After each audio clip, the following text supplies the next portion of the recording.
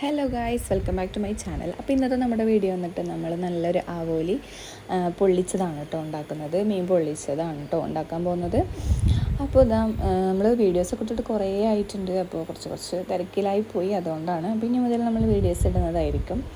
അപ്പോൾ നമ്മൾ ആവോലി ഫ്രൈ ചെയ്യാനുള്ള മസാലകൾ ഉണ്ടാക്കണം കേട്ടോ. നമ്മൾ ഇഞ്ചി, വെളുത്തുള്ളി, ചെറിയുള്ളി, പച്ചമുളക്, മുളക് പൊടി, മഞ്ഞൾപ്പൊടി, കുരുമുളക് പൊടി, പെരുംജീരകപ്പൊടി, അങ്ങനെ നമുക്ക് എന്താ പറയുക വീട്ടിലുള്ള പൊടികളൊക്കെ ഇട്ടിട്ട് വേണമെങ്കിൽ കുറച്ച് നാരങ്ങ നീരോ അല്ലെങ്കിൽ സുർക്കയോ എന്തെങ്കിലും ഒഴിക്കാം കേട്ടോ.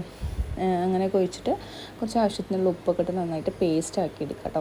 നിങ്ങളുടെ മീനിൻ്റെ എത്ര ക്വാണ്ടിറ്റി എത്ര ഉണ്ട് അതിനനുസരിച്ചിട്ട് നിങ്ങൾ മസാല തയ്യാറാക്കി എടുക്കാം.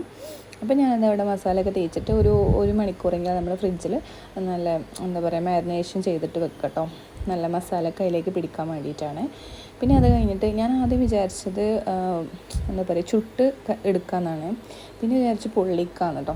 പിന്നെ നമ്മളെന്താ ചട്ടി വെച്ചിട്ട് മീൻ വെച്ച് പൊരിക്കുന്നുണ്ട്. അപ്പോൾ നമ്മൾ 2 ചട്ടിയൊക്കെ വെച്ചിട്ടുണ്ട് കേട്ടോ, എന്നാലേ നമുക്ക് എളുപ്പമായി കിട്ടുള്ളൂ. അപ്പോൾ അതുകൊണ്ടാണ് നമ്മൾ 2 ചട്ടിയൊക്കെ വെച്ചിട്ട് അങ്ങനെ പൊരിക്കുന്നുണ്ട് കേട്ടോ. പിന്നെ പൊരിക്കുമ്പോൾ നിങ്ങൾ കരിയാതെ ശ്രദ്ധിക്കട്ടോ. ഇതൊന്ന് കരിഞ്ഞു പോയി, കാരണം അതിൻ്റെ ഇടയിൽ ഞാൻ വേറെ എന്തൊക്കെയോ ശ്രദ്ധയായിപ്പോയി, പിന്നെ അങ്ങനെ കരിഞ്ഞു പോയി. അപ്പോൾ പിന്നെ നമ്മളെല്ലാ മീനുകളും പൊരിച്ചെടുത്തിട്ട് പിന്നെ നമ്മൾ മസാല ഉണ്ടാക്കുന്ന വീഡിയോ ഞാൻ എടുക്കാൻ മറന്നിട്ട്, അപ്പോഴേക്കും ഞാൻ വീഡിയോ എടുക്കേണ്ട കാര്യമൊക്കെ മറന്നിട്ടുണ്ട്. പിന്നെ മസാല എല്ലാവർക്കും അറിയുണ്ടാവുമല്ലോ, സാധാ പോലെ തന്നെ ഉള്ളി തക്കാളിയൊക്കെ വാട്ടി ജിഞ്ചർ ഗാർലിക് പേസ്റ്റൊക്കെ ഇട്ട് വഴറ്റിയെടുത്തിട്ട് നമ്മൾ വാഴൻ്റെ ഇലയിൽ പൊതിഞ്ഞെടുക്കത്തുള്ളൂ. പിന്നെ നമ്മളതിൻ്റെ കൂടെ മന്തി റൈസാണ് കേട്ടോ കഴിച്ചത്. പിന്നെ ഇന്നത്തെ വീഡിയോ ഇത്രയുള്ളൂ.